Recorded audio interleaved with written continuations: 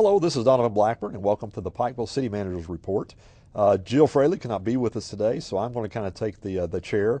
I have a special guest with me today. I've got Commissioner Barry Cheney. Good to be here, Don. Well, welcome, Barry. I appreciate you coming in. Barry, as you know, I'm going to kind of kick this thing off because we've got quite a discussion for today. Yes, we do. But as you know, we had a kind of a different show planned for today. But we're kind of sit back a little bit and kind of address an issue that's come up before the public that we want the opportunity to kind of explain and kind of put this thing to bed, in essence, to make sure that through transparency that our those that we serve and those that rely upon, whether it's the airport board or Pike County government or City of Pikeville government, that they understand what their leaders are doing to preserve their future, to look for development opportunities, and to ensure that our community continues to move forward. So I'm going to kind of jump into a few things, Barry, and I know a lot of the information even started before your time with being on the city. And well, in fact, one of the first meetings that I ever attended, it was even before I was sworn in. You called me and asked me to come to a meeting between Pikeville Pike County Airport Board, Fiscal Court, and City Commission that I needed to be there, and that was kind of the unveiling of Marion's Branch for me. I saw the planning and the vision for that piece of property, and really, it was something that I'd been interested in before I came to the commission, and it just confirmed to me that I was in the right place, that we had a vision, ready to move ahead, ready to serve the people of Pikeville. And well, even the region. Well, Barry, when I first started with the city, I've shared this story on this channel a couple of times. When I first started with the city, I started in January 12th of 2004. I received a call from Mayor Justice on January 1st, 2004, right in the middle of watching football games. I hadn't started with the city yet, but the mayor asked me if I had some time to run around. I was still serving my time with my previous position and was trying to fulfill that commitment. So I told him absolutely, we'd love to ride around with him. So we got in his truck, and the first place that he took me was a place called Marion's Branch. And he talked about the vision of Pikeville and Pike County and the need for middle-income housing and the way that we needed to really plan our infrastructure and our growth to ensure that we're not left behind and that people do have the opportunity of not only having an affordable home, but getting out of the floodplain and having city services and the things that we're able to offer. So that was my first introduction to Marion's Branch, was like yourself, even before that I started this position. And let me, for the audience purpose, what we're talking about, let me kind of set the stage on this, is that on this past Tuesday, March the 5th, there was a fiscal court meeting at what time Magistrate Chris Harris brought up the issue regarding Marion's Branch. And there was several insinuations, is the way that I guess I would put it, very well done and very methodically laid out, addressing certain points of interest and concerns regarding Marion's Branch that, quite honestly, are not all factual and have a tremendous void in what also surrounds those facts. And the intent today is to lay out very methodically, again, what actually has taken place, because this, as you know, has been a 9-year process. Yeah, let me just back up just a little bit here, Donovan. People that may not understand the importance of Marion's Branch, it's comparable to the mining camp.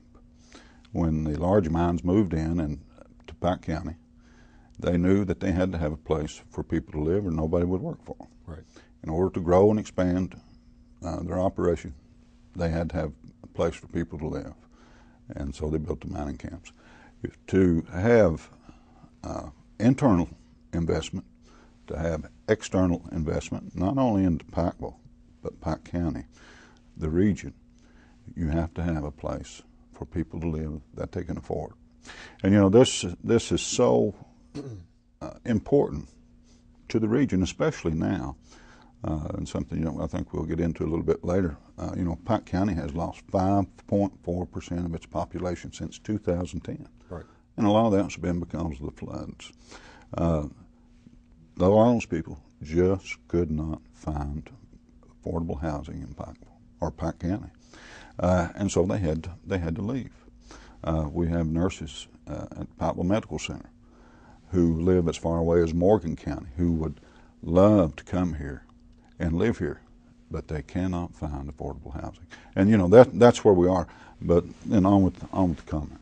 Well, you make some interesting points, because the other point of that is that the city of Pikeville has had a 10% population increase, and that's pure growth. That isn't with annexations. It's not bringing additional properties into the city, because again, statistically, from a national level, what is happening is a lot of your older generation is moving to where city services are. Yes. If you look at where the boom are happening, because a lot of folks, as you know, Barry, look at the city of Pikeville as a population of 7,000. And it was even commented on by Magistrate Harris during the fiscal court meeting that where only 10% of the population lives. But if you look at this realistically, it's also a service area of 240,000 people. It's where people work, it's where people visit, it's where people tour, it is where a lot of the infrastructure is. Now Pikeville's not in that room by itself. You've also got other cities like Coal Run and Elkhorn City that contribute tremendously, and that's not and even over towards the Woody area, Goody area, to where it's not necessarily incorporated, but there still is these hubs that people rely upon for their services. Well, you know, Donovan, here in the city of Pikeville, on our occupational tax rolls, we have over 10,000 people that come to work in the city of Pikeville every day. You know, those people come from Belfry, Phelps, Elkhorn, places on Johns Creek. They come from Morgan County, Letcher County, Floyd County, you know, and Johnson County. You know, people need to work, and right now the jobs are in Pikeville right now. Expanding Pikeville Medical Center, you know, our banking system, our school system, all those things contribute to that large educational, retail. I mean, yes. And again, it's now to downsize, because, and this is, you know, I received Barry, several phone calls from a couple of the members of the commission, as you're aware of, that asked me to come on today's program and to explain the city's position. So I'm the voice of the city as the city manager. I report to the city commission, as you're aware of. But you know, there's, I won't even say taken back, but if you look at the overall picture of what the intent has been for the last 9 years, then it is somewhat discouraging and deflates you when things like this are challenged in a way without understanding what the total facts are. You know, we mentioned before the show, when you look on a national level and you look at all the debating going on in Washington right now, it's so partisan in a sense with the sequester issue going on, and the fiscal cliff, and all these fights, infighting. You look on a state level over gambling issues, and you look at issues such as the retirement reform, and I realize those are partisan issues that both parties need to iron out, but there's just a lot of mudslinging and things going back and forth. Now, luckily, we've got some great representatives that have fought for us on our behalf. Oh, they have. And do a good job, which is coming back to this point. Even on a local level, you know, there's a lot of bickering and things going back and forth. But I have said this on numerous programs. I commend the city commission, because, as you know, this job only pays $3,000 a year after you take home about $1,800. So it's not, you're not in it for the money. The commission's in it for improving the community. And if you look at, to your point, all the progress that's gone on in the city, all the new jobs that have been created, all the advancement and development, it's because of that cooperation and the lack of what we're getting ready to do today, which is the bickering or mudslinging, in a sense, of accusing, I don't want to say accusing, but making insinuations that that fiduciary responsibilities may or may not have been followed. And that's, I guess, what we're taking back of together. So let's kind of jump into this, and let's start from there, because when we're talking about what was questioned during the fiscal court meeting by Magistrate Harris was the intent of the city of Pikeville and the airport board, which is made up of 6 members, of 6 of the finest men you'll ever meet on the street, period, paragraph. And I'm sure you would agree with that. Well, you know, I've been there for each of their appointments. Let's start with Bill Hickman. You know, he is a man of integrity. I questioned one of our local CEOs about Bill Hickman before he was appointed, and they told me that he was the best corporate lawyer this side of Lexington, and the only reason he wasn't the best in the state, and maybe best in the country, is because he didn't have an extra large law firm behind him. a true man of integrity. Lyle Blackburn, professional in investing, has grown up here in Pikeville. Really understands markets, understands business, understands what it takes to progress. Lynn Parrish, I don't think you can find a man of greater integrity and honesty than Lynn Parrish anywhere in this county. A very successful businessman, and I would say that probably he is a role model for anybody. I mean, he just when you meet him, you understand exactly what type of man he is. He's just that type of guy. Well, and those are the three members that were appointed by the city. Yes. You've also, during this era, you've also have Greg Johnson, a great businessman, good vision. Yes. Great guy. Yeah. You've got Tommy Bevins, who again has been on the airport board, I think, since 1998, or was recently removed. Well, I attended several of those airport board meetings up there, and I enjoyed Greg and him being there. But Tommy Bevins, you could see that he had a heart for that airport. He wanted that airport to progress and to move forward. Tremendous guy. Well, and of course Jack Seitz, who represents both the county, does a lot of work for the county and the city as an engineer. So you've got, again, and we're talking about some of that board has changed, but we're talking about during the era to when these decisions have been made. And let me start out by reading something to you here, Barry. It's under a couple of KRSs. Under KRS 183-132, paragraph 9 says that a board should be composed of 6 members to serve for a term of 4 years and until their successors are appointed and qualified.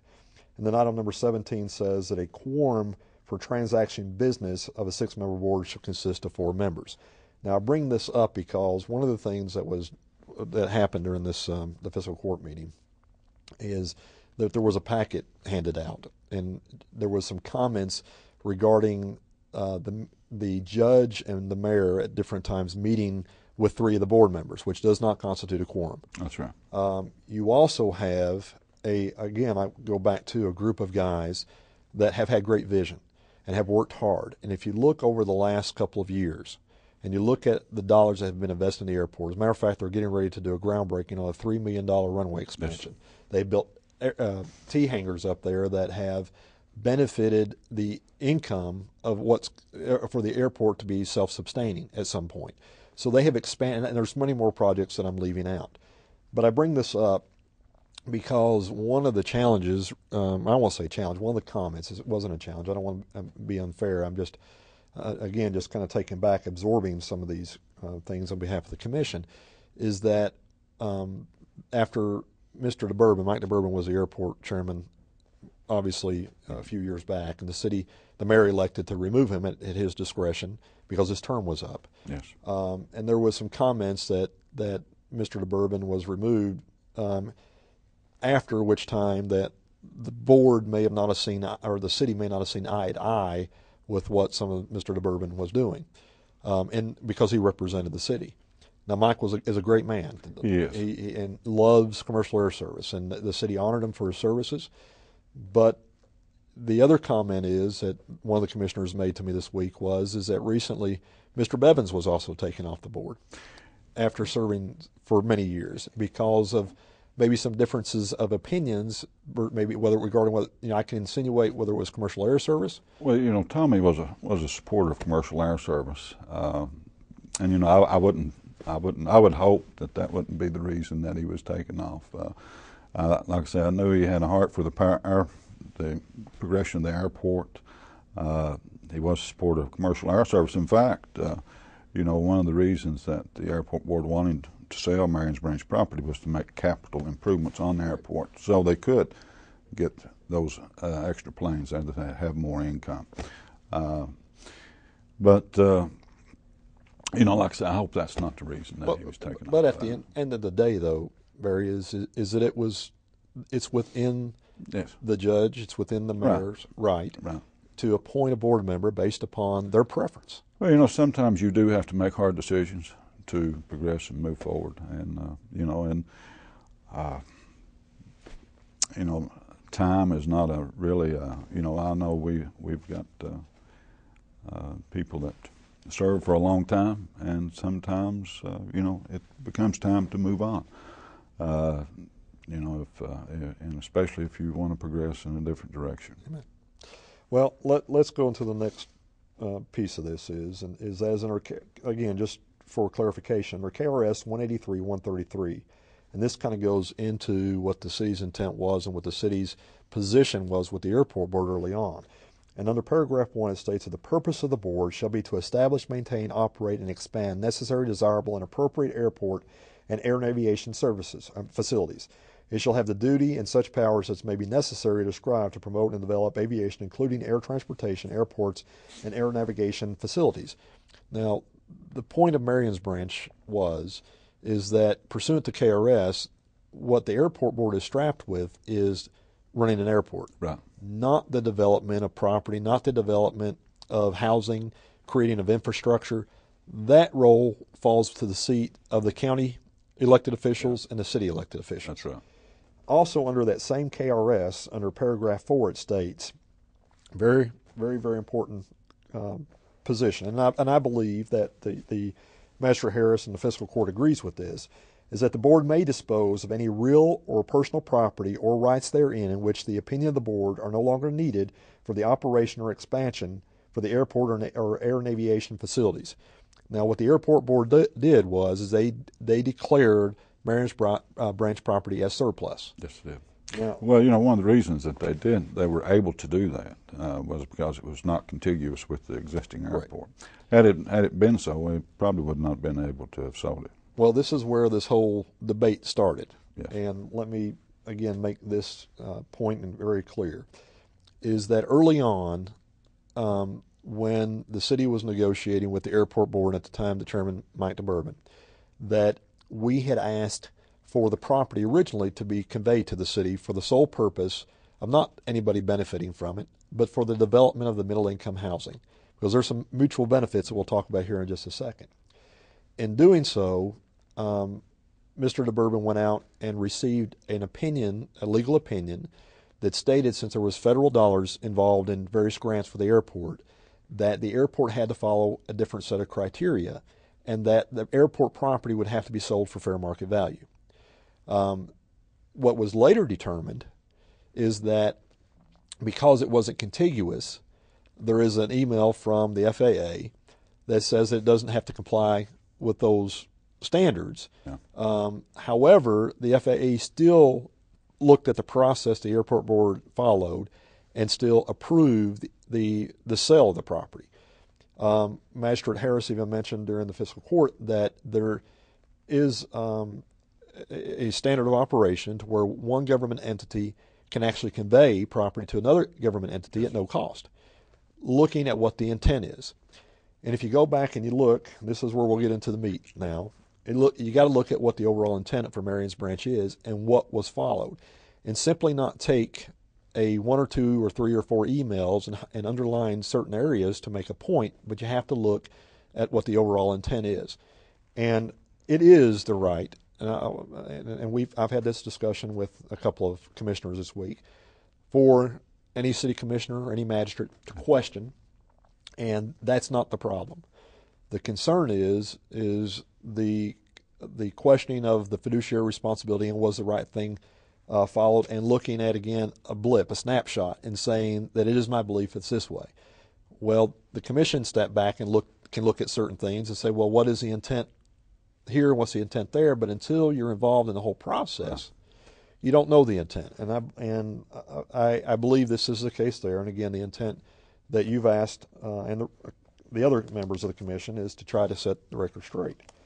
Now, Barry, I've got several documents that I've left here on my lap, and one of the things that we do, as you know, and actually folks can't see off camera, but we've also invited members of the press here, Yes. a member of the press, to make sure that, again, we have full disclosure and that transparency has always been our prime objective. But that was challenged based upon some language, and I'll explain that also in a moment. But the first document that I have in kind of explaining this is that in 2005, the city of Pikeville adopted our first comprehensive plan in many years. And I believe it's 9 different times, and this is what the professionals came into our community and explained that in order for the city of Pikeville to expand and to grow and for us to serve our community, these are some of the things you need to do. One of the key points that they mentioned in the comprehensive plan is 9 different times, I think Marion's Branch has mentioned, about the city needing to annex the property. Right. The city needs to develop it for middle income housing. It talks about recreation of a possible golf course. It talks about, because there's some of the property up there that it's not suitable for actually building upon. So it talks about industrial opportunities. Yes. So early on in 2005, it became this, along with many other objectives or items listed on, became serious objectives for the city commission to pursue based upon what the experts told the commission. Well, you know, Donovan, Marion's Branch is kind of unique. Even though it is in the city limits, it is outside of the city school district. It's in the Pike County School District. If 450 homes go in there, and let's say there are 200 children that attend Pike County schools, that's $1 million a year in SEEK money to that Pike County schools. Not to mention the property tax that will be paid to Pike County. A lot of people don't understand that. Because you're in city limits does not mean you do not still pay property tax to the county. So, you know, to have Marion's Branch put up there is a boon for the Pike County school system. It's a boon for the county. And, you know, our property tax rate is 0.15%. That's $150 per 100,000. You know, the only reason that we're doing this is to further Pike County, to make Pike County grow, to give working people a place to live. So, you know, it's really a positive for Pike County and the region. Well, and that's a key point, Barry, because as we come around to summarize this, that's going to be the key point, is if you look at it open-eyed, you look at what the true intent is and how it benefits both, not just the city of Pikeville, because that's a comment that was made several times that I think that some took offense at, is that decisions are being made for 90% of the people. They're not being made for 90% of the people. They're being made on behalf of the region. If you look at the overall intent of the development is that the hospital actually has unprecedented growth right now, probably even on a national level. The problem is that they're able to bring the doctors in and find them housing, but they can't find the techs, the people, because for every one doctor that you hire, there's several people that are support around the doctor, and those are your middle income people.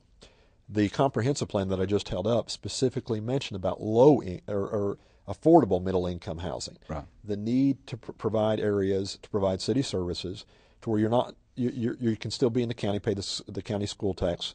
You can still receive the benefits of whether it's city utilities, city services, our ISO rating, which forces your insurance down. There's a lot of components that benefits the resident, but more importantly, to your point earlier, it's housing 400 acres flat, developable outside of the flood zone. Right. So it's not only affordable housing, but it's long-term good planning.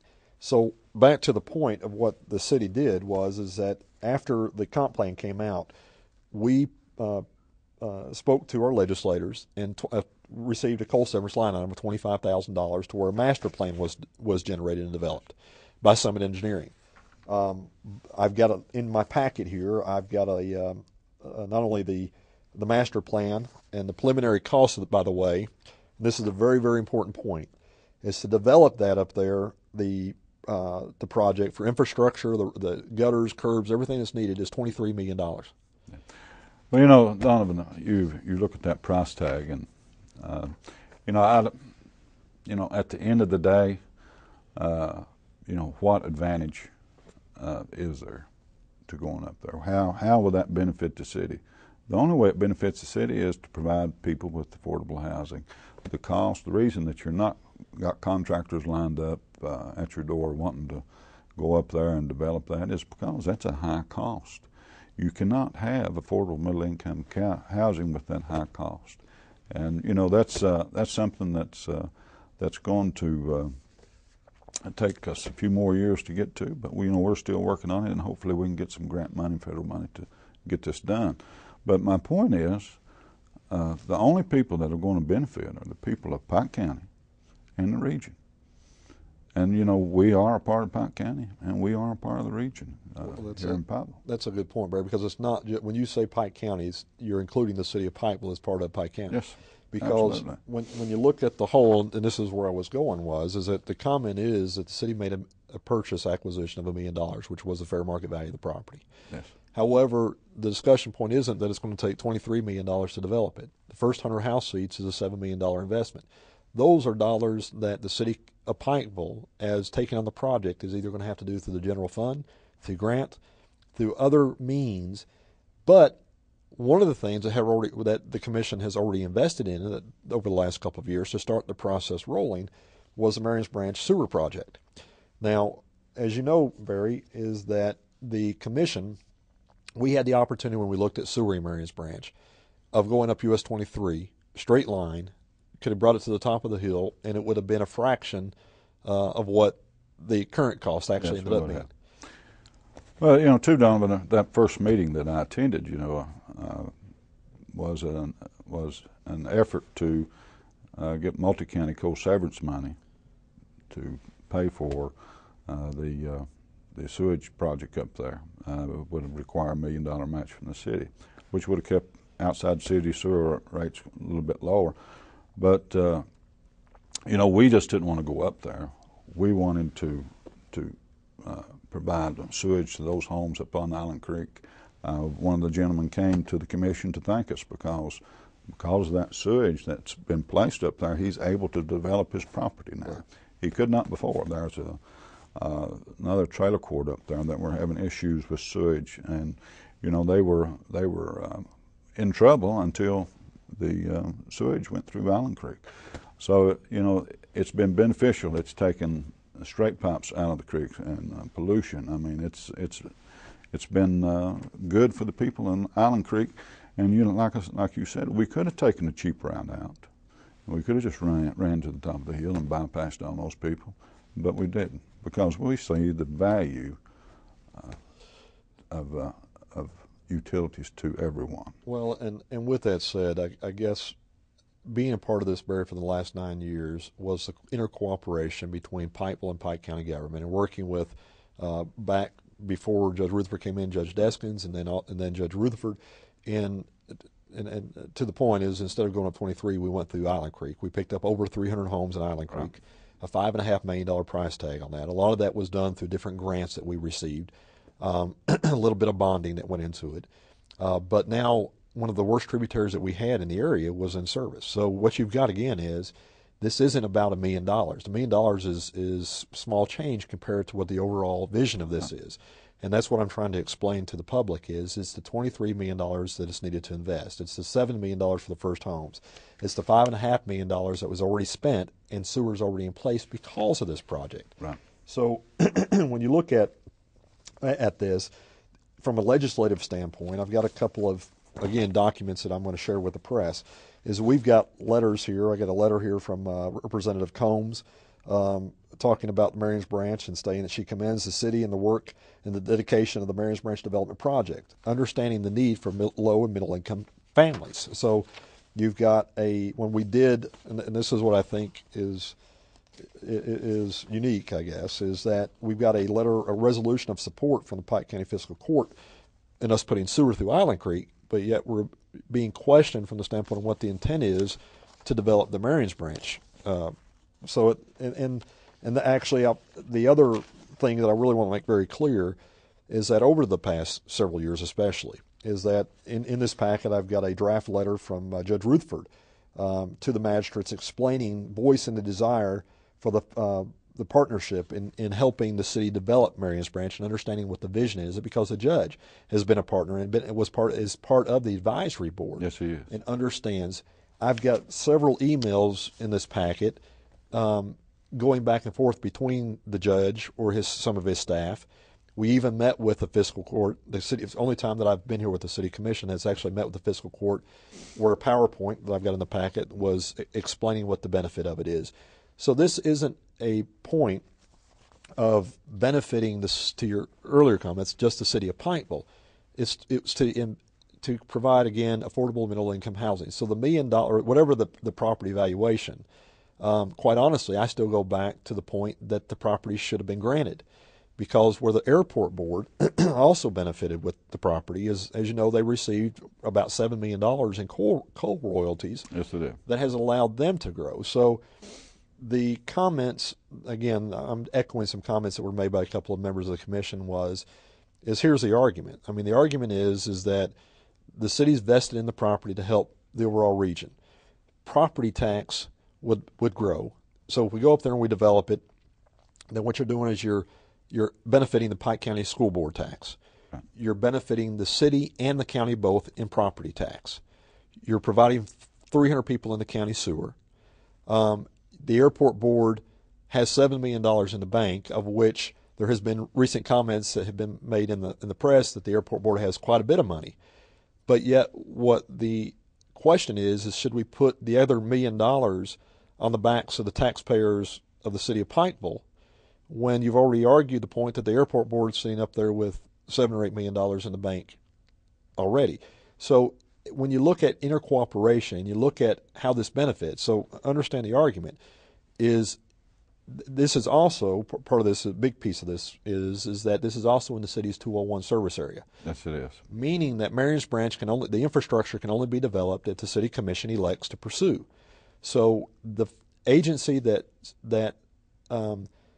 guides the infrastructure is willing to put the investment into the property to where it will create tax base for not just the city but the county taxing system, fiscal court in the city of Pikeville, the county school system.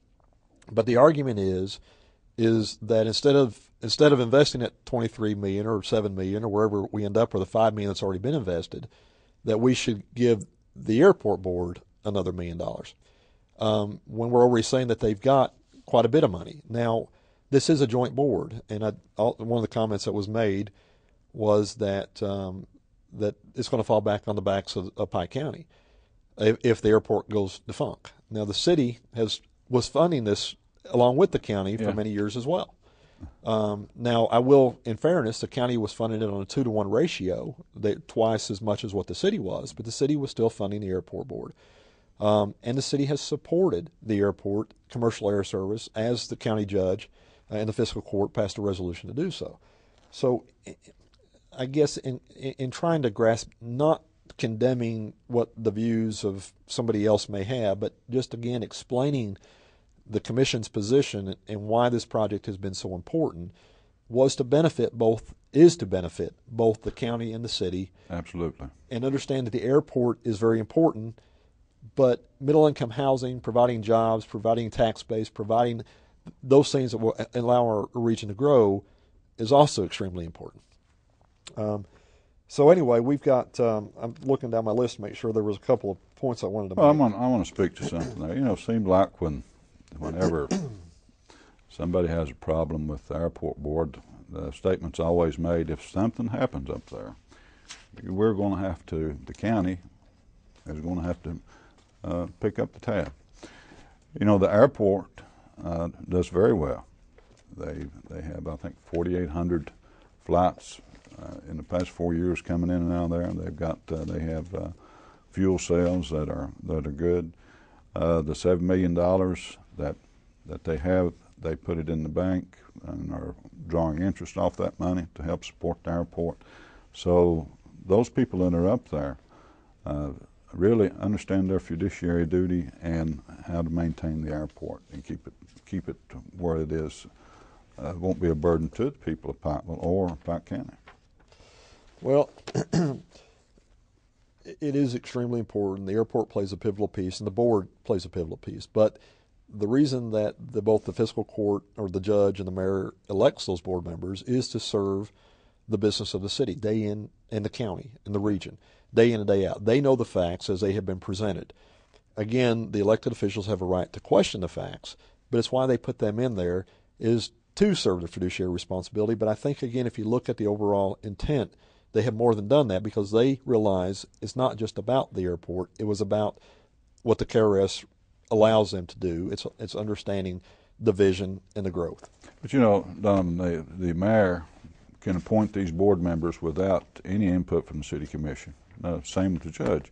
But Mayor Justice has always asked about, when he's got somebody in mind that he would like to see on the airport, what do you think about him? And, if you've got a complaint about him, he listens. So, this is just not a haphazard process. That seems like a good one.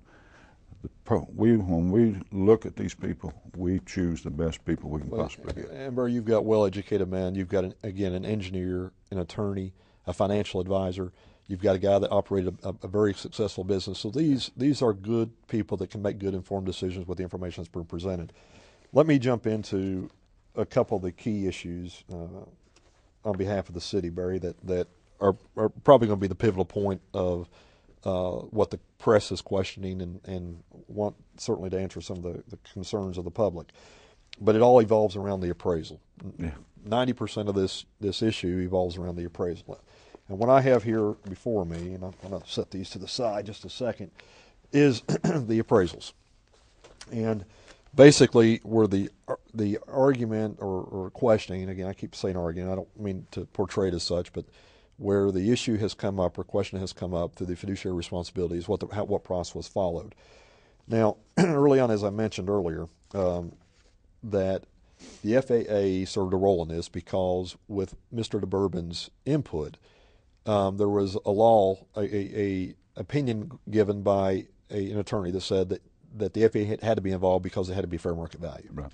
So early on, I went through Congressman Rogers' office and was given a name, Mr. Baisden, Philip Braden or Baisden, I can't remember the last name, but contacted Philip and we had some discussion and he kind of walked me through what the process was. Understanding from the city's perspective, we wanted to know if we needed to pursue it. So we started working with Mr. DeBourbon. And though, again, I want to commend Mike on the wonderful job that he did in the years that he served because, again, these board members serve at no cost. Yes. But there was some frustration on behalf of the commission, especially the mayor, because what, again, wasn't portrayed is that over a period of about 4 or 5 years, there were 7 different deals made in working. That's why we were meeting with the airport board and going up to the airport board. 7 different suggested motions that were presented, and I've got those to present to the press today, to where the money was reinvested back into the property. An equal board was set up. The gamut went all over the gamut in trying to find every possible way to work together in saying, okay, even though the city will provide the infrastructure and put the money in, instead of originally we had a split board, it's lopsided to the city, but that was questioned, so the boards went equal. We talked about a development board that went belly up. We talked about the property, whatever revenues that the city guaranteed, this was always discussed, would go back into the property. The city would not get one dime off of this. The intent was to reinvest every dime that anything that was sold up there for house seats would go back into the property. We became as far as saying, okay, we'll split the revenue and let part of the proceeds go back to the airport above and beyond whatever the fair market value. So 7 different times I can show you that we sat down with either the board or Mr. DeBourbon, and then when we had a deal and we showed up for the time for them to consider it, it never transpired. So the mayor was getting extremely frustrated, not over the price. Well, that was an extremely frustrating time, thinking that we had a deal, but then finding out you didn't have a deal. Right. And that's, like you said, it's 7 different times and delay. So, yes, it was a frustrating time. And with each delay, the projects were being delayed. The funding was being delayed. People were not, again, our planning process as the comprehensive plan laid it out was being delayed. Well, one of the things about being delayed when we started this was a time of prosperity for the country. A lot of government money out there, and it was delayed into a time that money started disappearing. And brings us to today. Well, and you made a point earlier that I don't think I'll let you finish your point. It was one of the things, even to benefit the community and this project, is that we went to Frankfurt. I went at the request of the commission and worked with Senator Jones on getting some special legislation created. I won't say special, but legislation created that for an industrial or this type of development, that every dollar spent on single county money would be matched automatically with multi-county money. That would. Where that multi-county money, as has been in the press lately, goes to different parts of the state. So that was in the law. It was in the bill. The governor ended up vetoing the budget part of it, but the other piece of it still remained. When the budget was vetoed, so was the coal severance line item. So the $1 million that the legislators earmarked for the Marys Branch project went away. Yes, it did. So that money was lost and put back into the hands of the fiscal court. Well, at the time, Judge Deskins was in office and fell ill, and I had some conversations that the commission asked me to talk to Magistrate Harris in representing the court to ensure that money went back in so we didn't lose that other $1 million. And as you know, the rest of the story, the money didn't end up back in. We ended up having to go back to the legislators at the end of the session, or the beginning of the next session, of what they put the money back in, and we ended up for sewer. But we ended up losing the other $1 million in multi-county because the time had expired as of to what that law was. Yeah. So there was some other, again, when you talk about funding opportunities and you talk about the fair market values, you have to take everything in its totality. Well, you know, Donovan, one of our problems in this area has been, number one, we've let millions of dollars in multi-county co-severance money go other places. We've always been reluctant to act on our vision, and it's just been detrimental to our community. If we have got to grow and we have got to diversify our economy. Well, I agree with you wholeheartedly. Let me get into the appraisal issue because, again, these are some of the things that the public needs to know before we run out of time, Barry. The first item is, let's talk about is the appraisals. Now, what happened? Let me lay out the timeline because Magistrate Harris in his presentation to the fiscal court laid out a timeline, and let me give you in real time what actually happened from somebody that lived it. And obviously, as commissioner, you were there for most of the time, but again, as I said, once Mr. DeBourbon had pursued the question of the FAA's involvement, I contacted the FAA and was given a set of guidelines that needed to be followed. One of those set of guidelines was an email address to the state's organization that represents the certified appraisers, right, with a list of all these people are the ones that are certified to do appraisals. So we contacted at that time the first appraisal, which was Dixon Nunnery. Dixon came out and done an appraisal on the property. Dixon came to me and talked to me and said he had spoken with Mike DeBourbon. So the airport, to the question of Magistrate Harris, the airport board was aware of the appraisal that was going on. The appraisal did come back to the commission and was presented. There's an email that I have in here outlining the city's concern that the city taxpayers, because this is government property, we would rather have the property conveyed, but there's a lot of issues up there that evolves around the property, such as the distance of where it is away from an existing road, no infrastructure. So all those things were laid out in the sense of making sure that a true fair appraisal was granted. Well, when the appraisal came back, the commission looked at it, and there was a lot of comps in there that was utilized. It wasn't, in the commission's opinion, true comps. No, they weren't, Donovan. The raw property that was appraised wasn't really the raw property, and we did take exception to those comps. So what happens then is that appraisal is discarded. Another appraisal is sought, and the next appraisal we went through was with Hensley Development. Mm-hmm. Hensley Development appraisal came back at $1.1 million. But let me just jump in here just a second. I don't mean to interrupt, but even though I did, this is performing the fiduciary duty of an elected official. This is what this is. Well, it is not to put the burden on the taxpayers, understanding what the long-term vision is. It's not against Pike County. And that's the whole point. It's for Pike County, right, because it creates tax base for both the county and the school system. But again, Hensley did an appraisal at $1.1 million. Then, again, what wasn't discussed is a review appraisal was done. So now we're up to 3 appraisals. Again, the review appraisal was done by Robert Dameron. I got copies of all this that I'm going to hand to the press here in a little bit. But then a review appraisal was done. So now you've got another certified appraiser by the state's certification that says, yes, $1.1 million.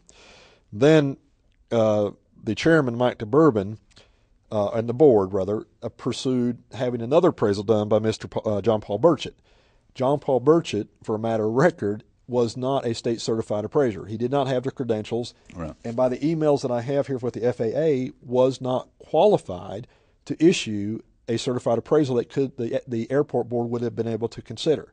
That appraisal came in at $3 million, and one of the things I want to kind of illustrate here is the size of the appraisals. That's Mr. Burchett's right there. That's Mr. Nunnery's right there. You've got Hensley's, and this may be a little bit difficult to see, but you're talking multiple pages compared to 2 or 3 pages. And then so you have Mr. Burchett's. Well, then what happens is that the airport board says, we've declared the property as surplus. We realize there's been multiple appraisals. We're going to follow our fiduciary responsibility, and we're going to hire our own appraiser away from this and get a true appraisal. So they actually, there's a record I got the emails of, they pursued Mr. Pinson here locally, and they were unable, because he was recommended, they were unable to get a hold of him after several attempts. So they pursued and submitted Paul David Brown's name to the FAA. I've got, again, an email here that says, we found a qualified appraiser out of Paintsville and asked the FAA if they could use him. So they do pursue with Red, Brown, and Williams.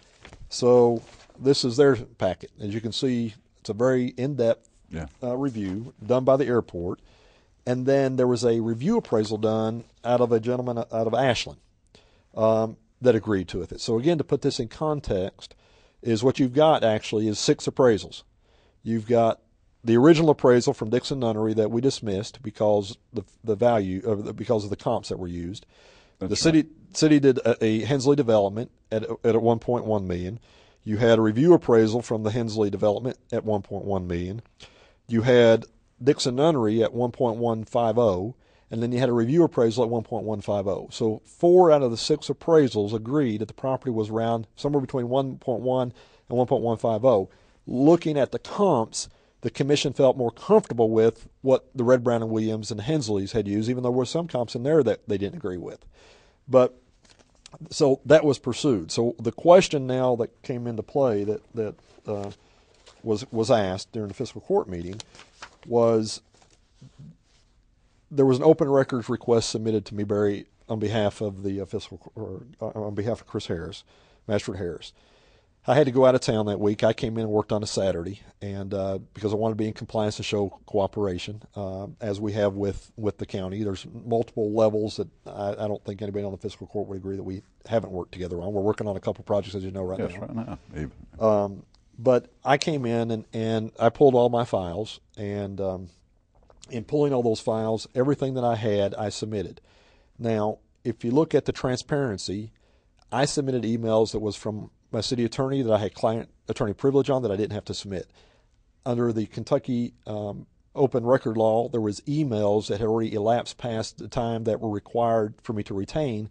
I submitted every single document that I had, and actually it was said 1,500, but it was closer to over 2,000 because I didn't want to go through and count every single page, but I knew that I had used over a box. Yeah. Well, how many hours did you put in? I put in 9 hours that day, and there was some additional time above that, but I thought it was important for the transparency. So the question has come into play is how come that the original Dixon Nunnery appraisal wasn't submitted? I later received a second open record request from Magistrate Harris, and I sent him an email explaining to him that simply I didn't have the record. That, again, on the opinion of the legal advice that I was given, not during the open record request time, but prior to this, and I'm not talking about this specific record, was since the appraisal wasn't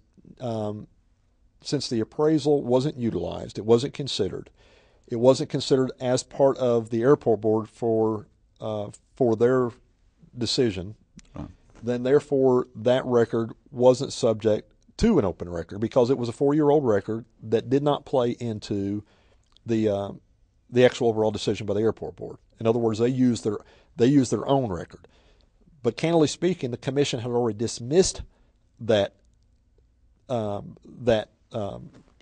appraisal. Well, you know, going to this point here, Donovan, we are an open book.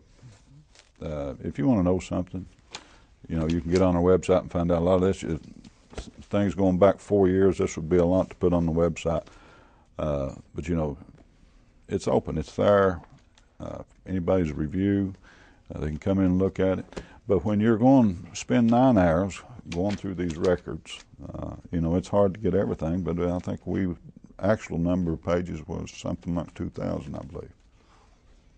It was over 2,000 for sure. But, to that point, Barry, the original intent was not to not disclose the record. The point is that I had a file set up that was, again, over 4 years old, that I did not have a copy of the record. Now, when the second request was sent, immediately I had my staff contact Mr. Nunnery. I asked for the record.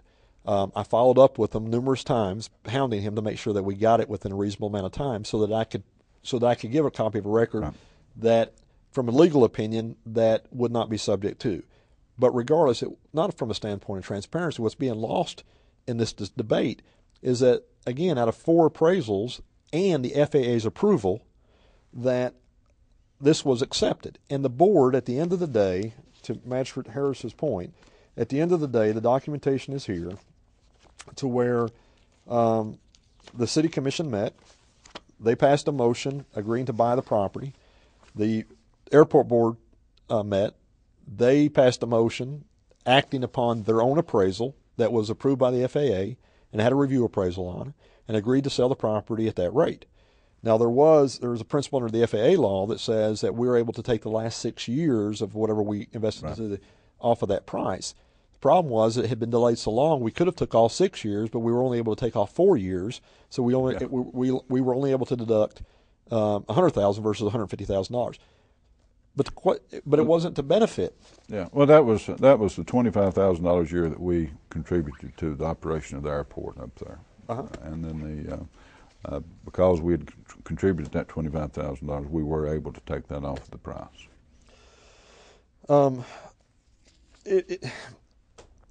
It's a matter of, and I guess I won't say a matter of frustration. Again, Barry, I don't think anybody has a question with anybody questioning. It's the way sometimes things are questioned or perceived, and maybe it is a perception issue on our behalf of questioning if our boards are fulfilling their fiduciary responsibility, and based upon a record trail, was this the intent?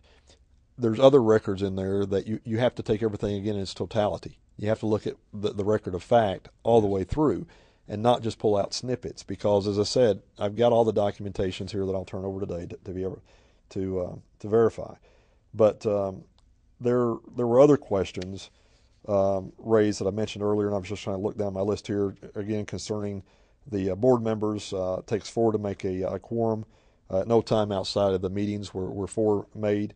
More than 3 met with, and the intent at that time was just to explain to both sides what the intent of the city was. That the money, that the Bristol board didn't realize that there were 7 different attempts to try to work a deal and to try to move this project forward, based again on what the expert says. So when you look at the investment that the city would have to make for the $23 million, the $5.5 million in sewer at Island Creek, when we look at what the airport board has accomplished with the additional of their T hangars and all the grant money that they've received, if you look at what this would mean to the residents of the county and the city, that this will create tax base for both the fiscal court and the county school system, and not only provide infrastructure to residents within the county, then there has been a show over the past several years of cooperation and back and forth. But at the end of the day, that the city commission, the fiscal court, and these boards, they do have a responsibility. They do. To take care of not only business, but to look for growth, to look for sustainability, to look for ways to enhance and to better the quality of life for those that we serve. There's no way that, in my opinion, anybody reasonable can stand back and argue that, again, 4 out of 5 legitimate, because out of the appraisals that were done, 1 has to be thrown out because they weren't a certified appraisal. That's so right. Out of the 5 appraisals that were done, 3 appraisals and 2 review appraisals, 4 of them agreed with this within proximity of that price. When you look at the infrastructure that's going to be invested, the commitment and the workings with the fiscal court, because as I mentioned earlier, Barry, there was, again, several emails and several meetings that took place. And again, Judge Rutherford's been a proponent of this project. There is some delays. The other part of this argument is that after we got the property, we went up and did some core sampling, and we realized that there's actually more fill up there than what was suspected. So there's some time that's going to have to be required for settlement issues. But we'll get through that. Now, the last comment I'll make, and I'll turn it over to you for some closing comments, is that there was one email that was kind of highlighted and kind of underlined, and even referenced in the fiscal court meeting, that what an email between myself and Bill Hickman said: the city is eternally grateful for you and your outstanding leadership to make this happen.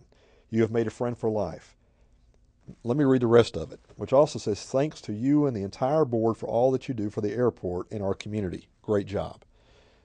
The intent was, you have to look back at this, again, the 5 years prior to this thing going on.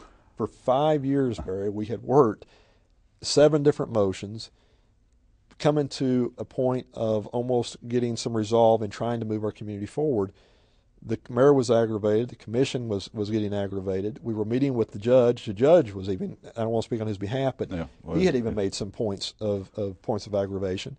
And so the comment was meant for is we have somebody in there that is seeing the vision, is willing to work for and to do the right thing, because there's actually an email in here, again, going back to Mr. Hickman, is saying that he needs to make sure that he has a qualified appraiser and does the things right, because he's afraid somebody will question this and it could end up in a suit at some point.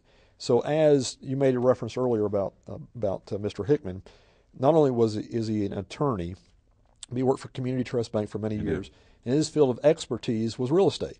So, again, these are good qualified people that are good to make good informed decisions, but in no way is there ever any intent by the commission over the years that I have served with them, and this is the message we wanted to echo, to in any way to take away from the county, to hurt the county or any other aspect of this, but to work together for the common good of both Pike County and the city of Pikeville. Yeah, and that's what we're elected to do, Donovan.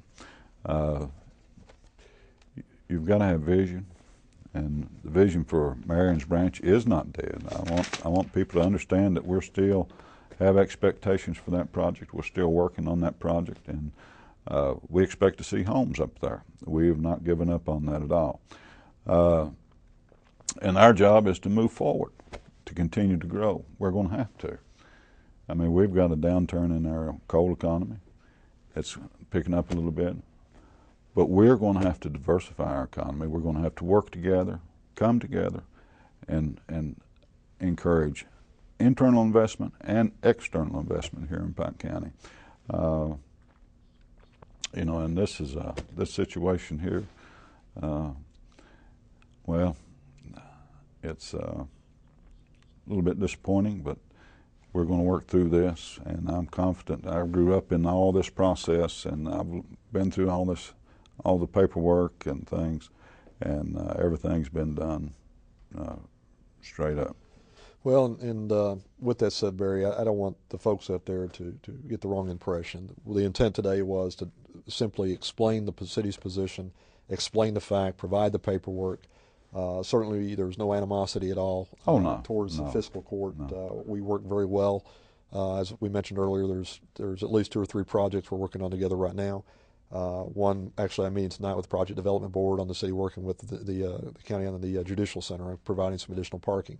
So there's a lot of, and I've heard the judge say this many times, is that we may not always agree, but we always respect one another to try to work through those issues. Well, we do. And, sometimes we're going to disagree, have a difference of opinions on which direction we should go. Well, it's our heritage. Sometimes we get frustrated and speak out. But, that doesn't mean we can't work together. What that means is that we care about the people that we serve. Well, Barry, it's a good ending comment. I'm going to kind of end on that today. I think there's a lot that's been discussed here, and we look forward to additional comments and more discussion towards this in the future. We'd like to welcome you or thank you for joining with us here on the City Manager Report. We'll see you again in 2 weeks. Thanks, everyone.